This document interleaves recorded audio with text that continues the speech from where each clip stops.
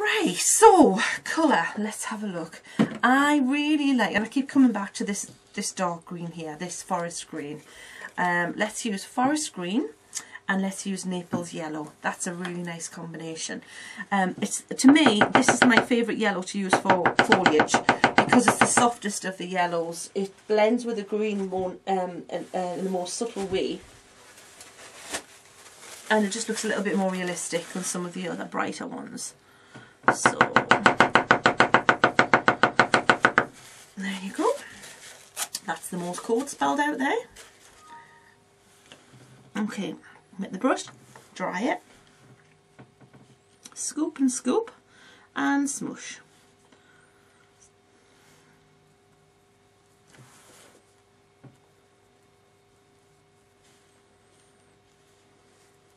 Right, let's do this bigger leaf first. I'm going to pop the dark green towards the outside, and I'm just going to pop the brush towards the edge, this angle here on the leaf, and I'm going to work towards me. I always do it the same way. The right hand side I work towards me, and I'm just going to turn the brush a little bit to give it a little bit of a serrated kind of feel, and I'm really turning the brush here and then just lift up. Okay, so you've got that really pretty serrated, ruffly kind of edge to that leaf. And then let's do this side.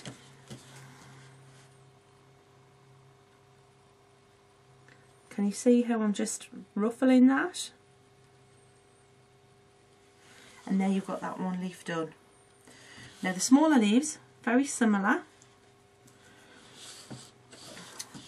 I'm going to work from right to left with this one. Actually, I find that I should have done that with you, then it would have been easier to get used to. You see, even I just forget sometimes where I'm, you know, which direction to have the thing. I think, why did that seem a little bit trickier than it usually is? And it's because I probably haven't took a minute to work out how to turn, where to turn the card. I have to say I'm trying not to turn it as much so I can keep it in view for you. So that's my defence, and I am sticking to it. So you can see there, just ruffle it round. You've got the other one painted,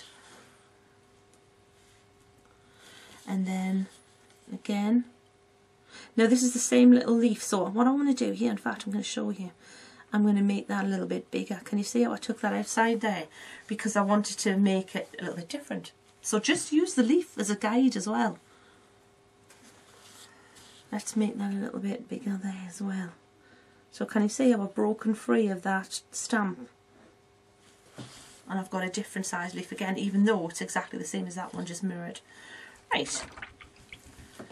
Okay, we're almost there with that one. And the composition with the sunflower is really quite easy. I'm going to show you what I mean. I'm just going to pick that. If you get a build up in the centre of your flower, like I sometimes do if you have a little bit too much on the inside colour on your brush, this can just build up in the middle and you get a little gloopy bit.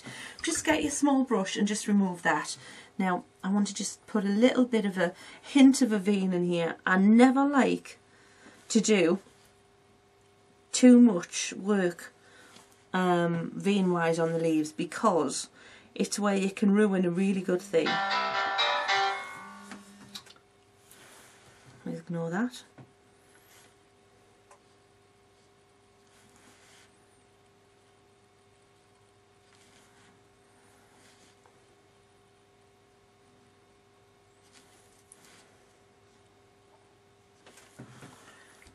Right, so that's that done. Now the only thing I need to do now is work out where I'm going to put the stems for the flowers.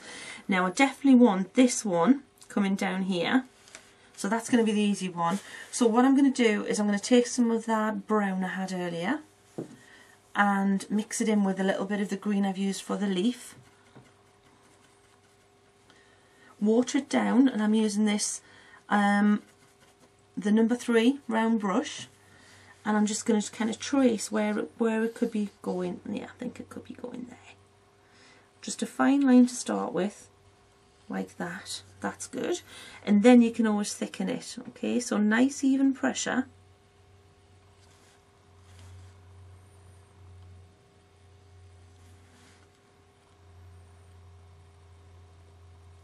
Like that.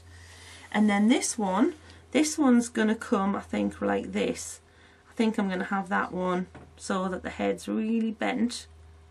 I'm going to do that because again I think that will look more realistic, the way they don't always grow perfectly straight. I don't want it too far out because then it wouldn't look like a good composition, but that can work with that.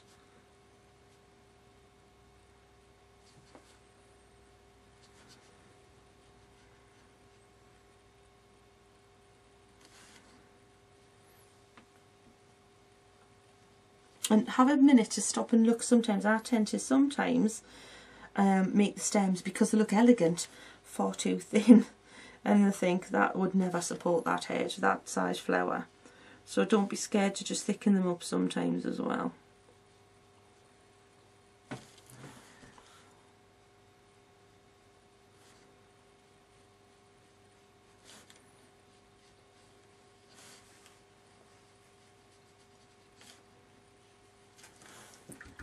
And something else that I'm going to do is just take a little bit of that, and then you can,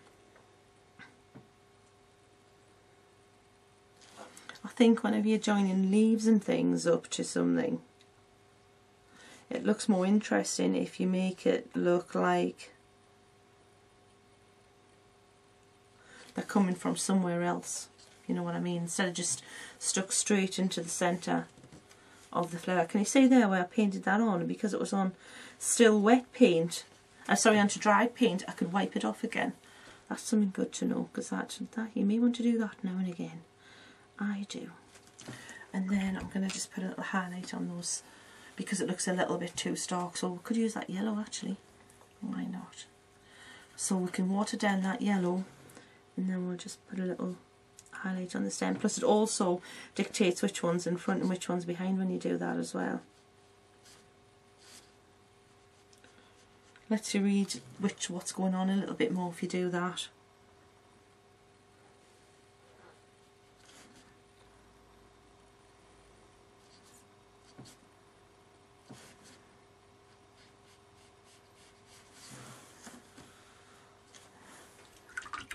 And that's just a really simple sunflower composition.